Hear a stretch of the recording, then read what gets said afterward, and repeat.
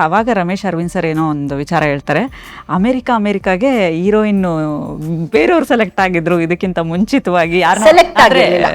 ಈ ತರ ಅಪ್ರೋಚ್ ಮಾಡಿದ್ರು. ಹೌದು, ಅಂದ್ರೆ ನನ್ಗಿಂತ ಮುಂಚೆ ಇಲ್ಲಿನ ಇಂಡಸ್ಟ್ರಿಲಿ ತುಂಬಾ ಟಾಪ್ ಹೀರೋಯಿನ್ಸ್ನೆಲ್ಲ ಕೇಳಿದ್ರು. ಕನ್ನಡ ಇಂಡಸ್ಟ್ರಿಲೇ ಟಾಪ್ ಹೀರೋಯಿನ್ಸ್ನ ಕೇಳಿದ್ರು ಈ ಪಾತ್ರಕ್ಕೆ. ಅದು ಯಾಕಾಗಲಿಲ್ಲ ನಂಗೆ ಗೊತ್ತಿಲ್ಲ. ಆಮೇಲೆ ಬೇರೆ ಭಾಷೆಯವ್ರು ಕೇಳಿದ್ರು. ಬಟ್ ನಾಗ್ತಿಹಳ್ಳಿ ಚಂದ್ರಶೇಖರ್ಗೆ ಕನ್ನಡದೊಳೆ ಆಗಬೇಕು ಅನ್ನೋದು ಬಹಳ ಇತ್ತು, ಅದೊಂದು ಇತ್ತು. ಆ ಒಂದು ಕತೆ. ಇನ್ನೊಂದು, ನಾನು ಸೆಲೆಕ್ಟ್ ಆದಮೇಲೆ ನನಗೆ ವೀಸಾ ಆದಮೇಲೆ ಇನ್ನೇನು ಹೊರಡಬೇಕು ಅಂದಾಗಲೂ ಅವ್ರು ಕೆಲವರು ಅಮೇರಿಕಾಗೆ ಹೋಗಿ ಅಲ್ಲಿ ಒಂದು 72 ಜನ, ನೀವು ಹೇಳಿದ್ದು ಆ ಕತೆ, 72 ಜನ ಆಡಿಷನ್ ಮಾಡಿದ್ದಾರೆ. ಇಲ್ಲಿ ನನಗೆ ಗೊತ್ತಿಲ್ಲ ಕತೆ ಅದು. ನಾನು ಇಲ್ಲಿ ಹೋಗ್ತಾ ಇದ್ದೀನಿ ಅಂತ ಇಡೀ ಇಂಡಸ್ಟ್ರಿಗೆ ಗೊತ್ತಾಯಿತು, ನಮ್ಮ ಮನೆಯವ್ರಿಗೆಲ್ಲ ಗೊತ್ತಾಗಿದೆ. ಬಟ್ ಅವ್ರು ಅಲ್ಲಿ ಹೋಗಿ ಪಾಪ 72 ಜನನ ಆಡಿಷನ್ ಮಾಡಿದ್ದಾರೆ. ಅದು ಯಾಕೆ ಅವ್ರಿಗೆ ಇಷ್ಟ ಆಗಲಿಲ್ಲ ಗೊತ್ತಿಲ್ಲ. ನನ್ನ ಹಣೆಯಲ್ಲಿ ಬರೆದಿತ್ತು ಇಂಥ ಒಳ್ಳೆ ಸಿನಿಮಾ ಮಾಡಬೇಕು ಅಂತ, ನನಗೆ ಸಿಗ್ತದೆ. ಓಕೆ, ಬಟ್ ಪ್ರಿಪ್ರೇಷನ್ಸ್ ಏನಾದರೂ ಮಾಡ್ಕೊಂಡಿದ್ರೆ? ಯಾಕಂದರೆ ಮ್ಯಾಮ್ ಈಗಲೂ ಆ ಡೈಲಾಗ್ಸ್ ರೀಲ್ಸಲ್ಲಿ ಹೋಗುತ್ತೆ ಅಂದರೆ ಪ್ರಿಪ್ರೇಷನ್ ನಮ್ಗೆ ಇರಲಿಲ್ಲ ಅಮ್ಮ. ಈಗ ಮೇ ಬಿ ಸ್ಕ್ರಿಪ್ಟ್, ಈಗಿನ ಟ್ರೆಂಡ್ ನಂಗೆ ಗೊತ್ತಿಲ್ಲ ಈಗಿನ ಬಗ್ಗೆ ಮಾತಾಡೋಕ್ಕೆ. ಮುಂಚೆ ನಮಗೆ ಸ್ಕ್ರಿಪ್ಟ್ ಕೊಡ್ತಿರಲಿಲ್ಲ ಆಯಿತಾ. ನನಗೆ throughout scene to scene screenplay ನಂಗೆ ಗೊತ್ತಿಲ್ಲ. ಸ್ಟ್ರಕ್ಚರ್ ಹೇಳಿದರು, 3 ಫ್ರೆಂಡ್ಸ್ ಇರ್ತಾರೆ, ಇಬ್ಬರು ಅಲ್ಲಿ ಹೋಗ್ತಾರೆ, ಒಬ್ಬ ಇಲ್ಲಿರ್ತಾನೆ, ಆಮೇಲೆ ಈ ಥರ ಪ್ರೀತಿ ಇರತ್ತೆ, ಇಬ್ಬರಲ್ಲಿ ಒಬ್ಬಂಗೆ ಪ್ರೀತಿ ಇರತ್ತೆ, ನೀ ಇನ್ನೊಬ್ಬನ ಮದುವೆ ಆಗ್ತೀಯ. ಇಷ್ಟೇ ನಂಗೆ ಕತೆ ಗೊತ್ತಾಗಿದ್ದು. ಅವನು ಶಶಾಂಕ್ ಸತ್ತೋಗ್ತಾನೆ ಅನ್ನೋದು ನಂಗೆ ಗೊತ್ತಿಲ್ಲ, ವಾಪಸ್ ನಾವು ಇಂಡಿಯಾಗೆ ಬರ್ತೀವಿ ಅನ್ನೋದು ನಂಗೆ ಗೊತ್ತಿಲ್ಲ, ಏನೂ ಗೊತ್ತಿಲ್ಲ. ಕತೆ ಮಾತ್ರ ಹಿಂಗಿತ್ತು. ನಿಮಗೆ ಯಾವುದೇ ಥರದ ಮುಜುಗ್ರ ತರುವಂಥ ಸೀನ್ ಇದಲ್ಲಿಲ್ಲ ಅಂತ ಹೇಳಿದರು ಆಯಿತಾ. ಸೊ ನನಗೆ ಹೋಗಿದ್ದ ದಿನ ಬೆಳಗ್ಗೆ ನಾವು 6 ಗಂಟೆಗೋ ಏನೋ ಅಮೇರಿಕಾಗೆ ಸೇರಿದಾಗ 9:30 10 ಗಂಟೆಗೆ ಮುಹೂರ್ತದ ಶಾರ್ಟು.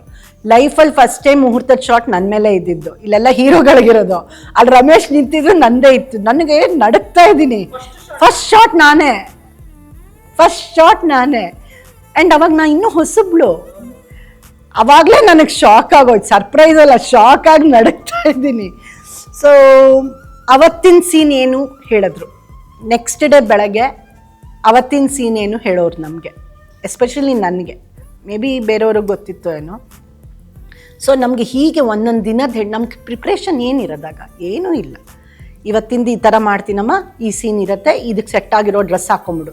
ಅಲ್ಲಿ ಯಾವ ಕಾಸ್ಟ್ಯೂಮರು ಇಲ್ಲ, ನಾನೇ ಕಾಸ್ಟ್ಯೂಮರು, ನಾನೇ ಐರನ್ ಮಾಡ್ಕೊಳ್ಳೋದು, ನಾವೇ ಕಂಟಿನ್ಯೂಟಿ ನೋಡ್ಕೊಳ್ಳೋದು, ರಮೇಶ್ ಡ್ರೆಸ್ ಅವರೇ ನೋಡ್ಕೊಳ್ಳೋರು. ಹಾಗೆ ಅಲ್ಲಿ ಯಾರೂ ನಮಗೆ 100 ಜನ ಇರಲಿಲ್ವಲ್ಲ. ಸೊ ನಾನೇ ಆ ಸೀನಿಗೆ ಸೆಟ್ ಆಗೋವಂಥದ್ದು ಏನು ಡ್ರೆಸ್ ಹಾಕ್ಕೋತಿದ್ದೆ, ಎಲ್ಲ ನಮ್ಮದೇ hair style. So it is like ನಮ್ದೊಂಥರ ಇಲ್ಲಿ ನಾಟಕದ ಬ್ಯಾಕ್ಗ್ರೌಂಡು, ನಾಟಕ ಮಾಡಿ ಅಭ್ಯಾಸ ಇರೋದ್ರಿಂದ ನಮ್ಗೆ ಅದು ತುಂಬ ಈಸಿ ಆಯಿತು. ಆ್ಯಂಡ್ ನಾನು ಅಲ್ಲಿ ಕಲಿತೆ ಈ ಟೆಕ್ನಿಕಲಿ ಹೇಗೆ ಕಂಟಿನ್ಯೂಟಿ ನೋಡ್ಕೋಬೇಕು. ನಾವು ರೈಟ್ ಹ್ಯಾಂಡ್ ಇಟ್ಕೊಂಡು ಇಲ್ಲೇ ಇರ್ತೀವಿ, ಆಮೇಲೆ ಲಾಂಗ್ ಶಾರ್ಟಲ್ಲಿ ಇರುತ್ತೆ, ಮಿಡ್ ಶಾರ್ಟಲ್ಲಿ ಬಂದಾಗ ಹಿಂಗೆ ಇರಬೇಕು. ಅದೆಲ್ಲ ಇಲ್ಲಿ 1,000 ಜನ ಇರ್ತಾರೆ ಹೇಳೋಕ್ಕೆ, ಅಲ್ಲಿ ನಾನೇ ನೋಡ್ಕೋಬೇಕು. ನಿಮಗೆ ನಾನು ನೋಡ್ಕೋಬೇಕು, ನನಗೆ ನೀವು ನೋಡ್ಕೋಬೇಕು. ಹಾಗೆಲ್ಲ ಇದ್ದಿದ್ದರಿಂದ ಅದೊಂಥರ ನನಗೆ ಇನ್ಸ್ಟಿಟ್ಯೂಷನ್ ಥರನೂ ಆಯಿತು. ಆ್ಯಂಡ್ ಪ್ರಿಪ್ರೇಷನ್ ಅಂದರೆ ಸ್ಕೂಲ್ ಇರಲಿಲ್ಲ ನಮ್ಗೆ, ಯಾವತ್ತೂ ಆ್ಯಕ್ಟಿಂಗ್ ಸ್ಕೂಲ್ಗೆ ಹೋಗಿಲ್ಲ. ನನಗೆ ಸ್ಟೇಜೇ ನನಗೆ ಆ್ಯಕ್ಟಿಂಗ್ ಸ್ಕೂಲು. ಸೊ ಯಾವುದು ನನಗೆ ಮುಂಚಿನ ಪ್ರಿಪ್ರೇಷನ್ ಇಲ್ಲ. ಅವತ್ತಿನ ಕತೆ ಹೇಳೋರು, ಈ ಸೀನ್ ಮಾಡೋರು, ಮಾಡಿ ಮುಗಿಸ್ಕೊಂಡು ಬರ್ತೀವಿ. ಬಟ್ ಹೀರೋ ಏನಾದರೂ ವಿಚಾರಿಸಿದ್ರ ಮೇಡಮ್, ಯಾರು ಹೀರೋ ಆಗ್ತಾರೆ ಏನು? ನನಗೆ ವೀಸಾಕ್ಕೆ ಹೋದಾಗ ಹೇಳಿದರು ರಮೇಶ್ ಅವರು ಅಂತ.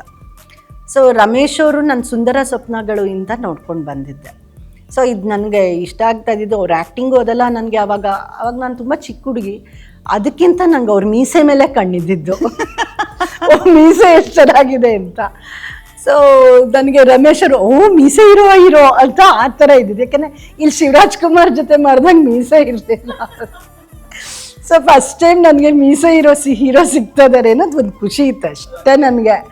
ಇನ್ಯಾವುದೇ ಥರದ ಎಕ್ಸ್ಪೆಕ್ಟೇಷನು ಇರಲಿಲ್ಲ. ವೀಸಾಗೆ ಹೋದಾಗ ನೋಡ್ತೀನಿ, ಯಾರೋ ಒಬ್ಬರು ಹಿಂಗೆ ಹಲೋ ಅಂದ್ಬಿಟ್ಟು ಹೋದ್ರು, ನಾನು ಹಲೋ ಅಂದ್ಬಿಟ್ಟು ಹೋದೆ. ಇವ್ರನ್ನೆಲ್ಲವೂ ನೋಡಿದ್ದೀನಲ್ಲ ನನ್ನ ತಲೆಯಲ್ಲಿ ಅಂದ್ಬಿಟ್ಟು ವಾಪಸ್ ಹೋಗಿ ನೋಡ್ರೆ ರಮೇಶ್ ಅವರು ಮೀಸೆ ತೆಗೆದ್ಬಿಟ್ಟಿದ್ದಾರೆ.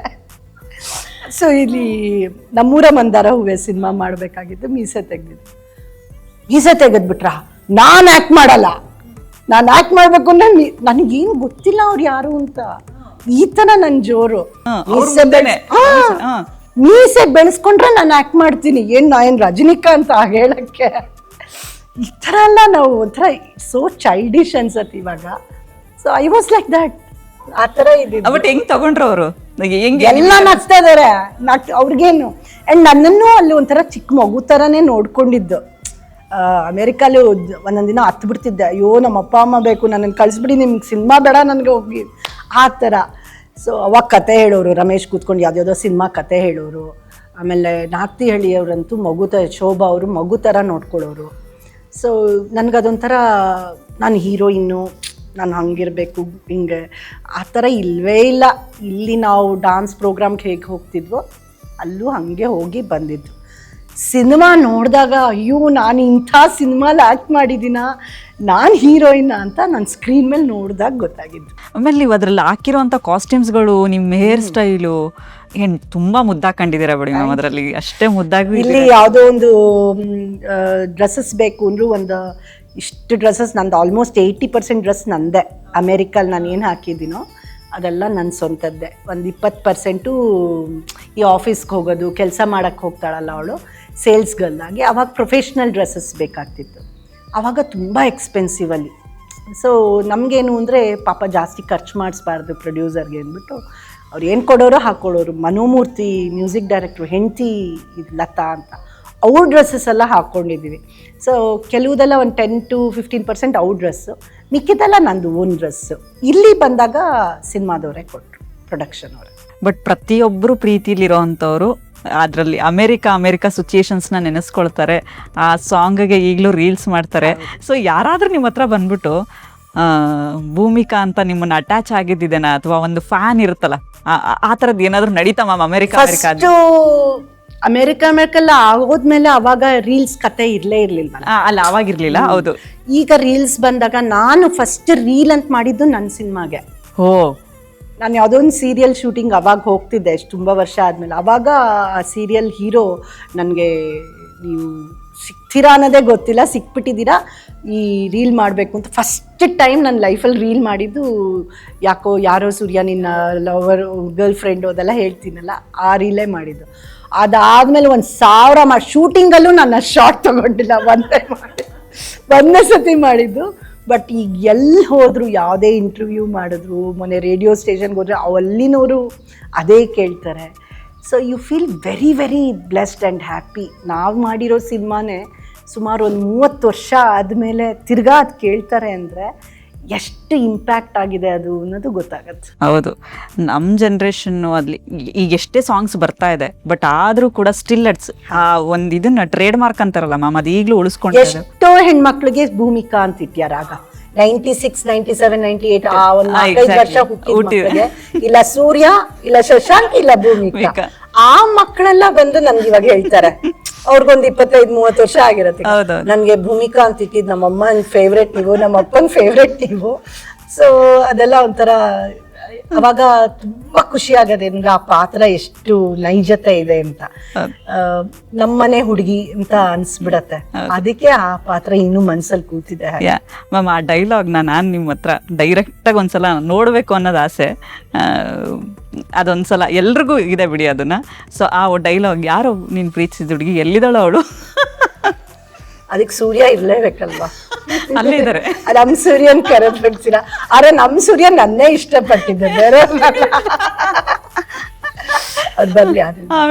ಅವ್ರು ಬಂದ್ಮೇಲೆ. ಓಕೆ, ಬಟ್ ನಿಮ್ದು ಮತ್ತೆ ರಮೇಶ್ ಅರವಿಂದ್ ಸರ್ ಬಾಂಡಿಂಗ್ ಈಗಲೂ ಹಂಗೆ ಇದೆನಾ, ಅಥವಾ ಆ 3 ಜನದ ಸರ್ಕಲ್ ಇತ್ತಲ್ಲ ಮ್ಯಾಮ್, ಆ ಫ್ರೆಂಡ್ಶಿಪ್ ನೋಡಿದಾಗ ನಾವು ಚಿಕ್ಕವರು, ಯಾವಾಗೇನೋ ನಮಗೆ ಇನ್ನೂ ತುಂಬ ಚಿಕ್ಕವರು ಆ ಸಿನಿಮಾ ನೋಡಬೇಕಾದ್ರೆ ಫ್ರೆಂಡ್ಶಿಪ್ ಅಂದರೆ ಹಿಂಗಿರತ್ತಾ, ಇವ್ರು ಯಾಕೆ ಅಳ್ತಾ ಇದ್ದಾರೆ, ಅದನ್ನು ಏನು ಗೊತ್ತಾಗ್ತಿಲ್ಲ. ಬಟ್ ಈಗಲೂ ಆ ಬಾಂಡಿಂಗ್ ಎಲ್ಲ ಹಂಗೆ ಇದೆನಾ, ಹೇಗೆ ಅಂತ ಹೇಳಿ? Of course we are very good friends actually. Daily ನಾವು ಮಾತಾಡಲ್ಲ, ಡೈಲಿ ಮೆಸೇಜ್ ಮಾಡಲ್ಲ, ಎಲ್ಲ ಕಡೆ ಸಿಗಲ್ಲ. ಯಾವಾಗಲೂ ಏನೋ ಒಂದು ಇನ್ಫಾರ್ಮೇಷನ್ಗಾಗಿರ್ಬೋದು, ಅಥವಾ ಅವ್ರಿಗೆ ಹೆಲ್ಪ್ ಬೇಕು, ಏನೋ ಒಂದು ಅವ್ರಿಗೆ ಗೆಸ್ಟ್ ಅವ್ರ ಫಿಲ್ಮ್ ಹಿಟ್ ಪ್ರೋಗ್ರಾಮ್ಗೆ ನನ್ನನ್ನು ಕರೆದ್ರೆ ನಾವು ಹೋಗ್ತೀನಿ. ನನ್ನ ಪ್ರೋಗ್ರಾಮ್ಸ್ಗೆ ವೀಡಿಯೋ ಬೇಕು ಅಂದರೆ ಅವ್ರು ಕೊಡ್ತಾರೆ. It is very matured friendship ನಮ್ಮದು. ಡೈಲಿ ಫೋನ್ ಮಾಡಿಬಿಟ್ಟು ಹೆಂಗಿದ್ದೀರಿ, good morning, good evening, no. ಯಾವಾಗ ಬೇಕೋ ನಾನು ಇದ್ದೀನಿ, ಅವರು ನನಗೆ ಸಹಾಯಕ್ಕಿದ್ದಾರೆ. ಆ ಥರ ಫ್ರೆಂಡ್ಶಿಪ್ ನಮ್ಮದು. ಆ್ಯಂಡ್ ಮೋರ್ ಓವರ್, ಆಗ ಅವ್ರು ಯಾವತ್ತೂ ನಾನು ಹೀರೋ ಅನ್ನೋ ಒಂದು ಗತ್ತು ತೋರಿಸ್ಲಿಲ್ಲ. ಅವ್ರು ಈಗೂ ಹಂಗೆ ಇದ್ದಾರೆ ಅಲ್ವಾ? ಆ ತೋರಿಸ್ಲಿಲ್ಲ ಅಂದಿದ್ದಕ್ಕೆ ನಾನು ಅಷ್ಟು ಈಸಿಲಿ ಆ್ಯಕ್ಟ್ ಮಾಡೋಂಗಾಯ್ತು. ಒಬ್ಬ ಹೀರೋಗೆ even Shivaraj Kumar is also like that. Shivaraj ಕುಮಾರ್ಗೂ ರಾಜ್ಕುಮಾರ್ ಮಗ ಅನ್ನೋ ಲೆವೆಲ್ಲು ನಾವು ಒಪ್ಕೊಂಡಿದ್ದು. ಆಮೇಲೆ ನಾನು ಆ್ಯಕ್ಟ್ ಮಾಡಿ 15 ದಿನ ಶಿವರಾಜ್ ಕುಮಾರ್ ಇರಲಿಲ್ಲ ದೊರೆ ಸಿನಿಮಾಲಿ. ನಾನು ಗಿರ್ಜಾ ಆಂಟಿ ಎಲ್ಲ ಇದ್ವಿ.